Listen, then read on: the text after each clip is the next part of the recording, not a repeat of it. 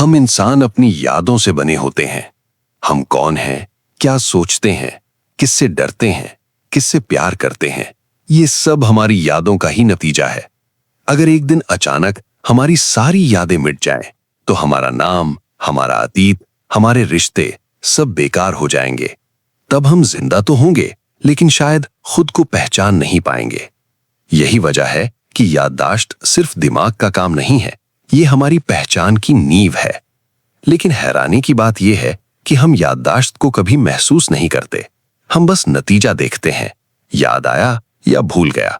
हमें यह नहीं दिखता कि दिमाग के अंदर कितनी जटिल प्रक्रिया चल रही होती है, सिर्फ एक छोटी सी याद बनाने के लिए। हर याद की शुरुआत एक अनुभव से होती है। कोई आवाज, कोई दृश्य, कोई स्पर्श, कोई स्वाद या कोई भावना। जैसे ही हम कुछ देखते या महसूस करते हैं, हमारी इंद्रियां तुरंत उस जानकारी को दिमाग तक पहुंचा देती हैं। लेकिन दिमाग के पास हर चीज को संभालने की क्षमता नहीं होती। अगर वो हर आवाज, हर तस्वीर और हर पल को संभालने लगे तो कुछ ही मिनटों में दिमाग भर जाएगा।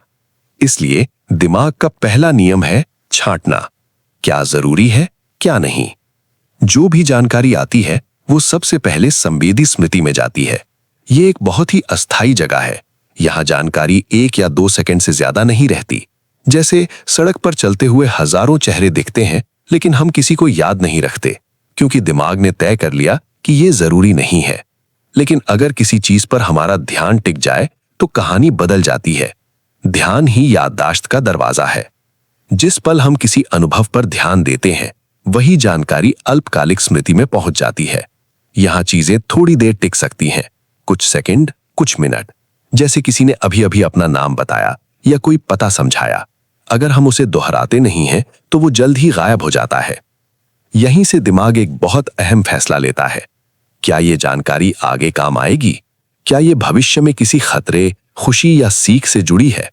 अगर जवाब नहीं है तो दिमाग उसे छोड़ देता है। अगर जवाब हाँ है तो दिमाग उसे गहराई में भेज देता है।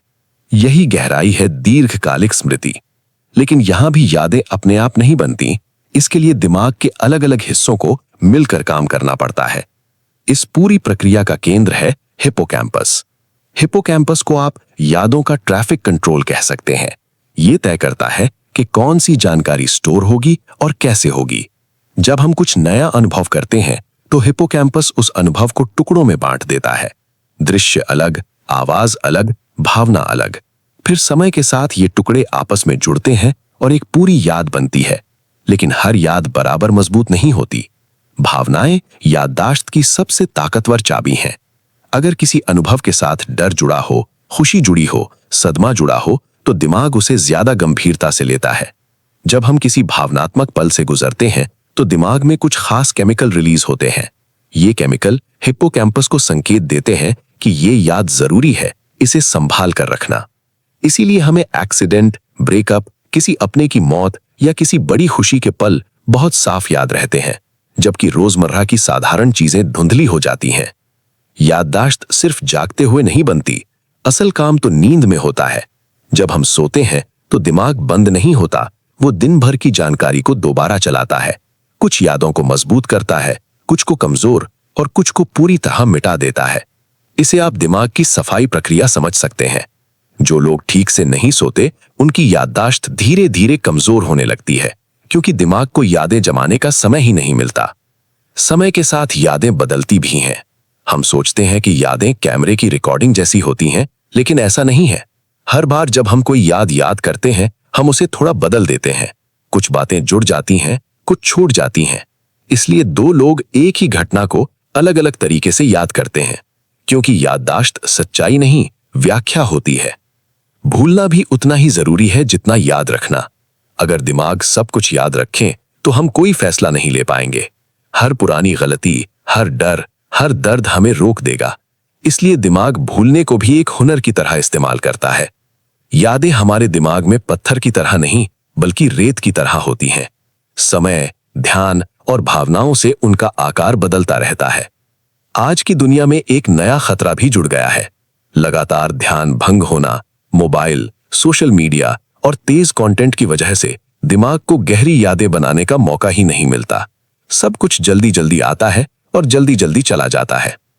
यही वजह है कि आज बहुत से लोग कहते हैं मुझे चीजें याद नहीं रहती। असल में दिमाग को कभी गहराई में जाने का मौका ही नहीं मिलता। याददाश्त धैर्य मांगती है, शांति मांगती है और ध्यान मांगती है।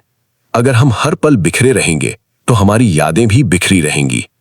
अंत में याददाश्त कोई मशीन नहीं है, ये एक जीवित प्रक्रिया है जो इस बात पर निर्भर करती है कि हम कैसे जीते हैं, कैसे सोचते हैं और कैसे ध्यान देते हैं। हम जो याद रखते हैं वही बन जाते हैं और जो भूल जाते हैं वही हमें पीछे छोड़ देता है।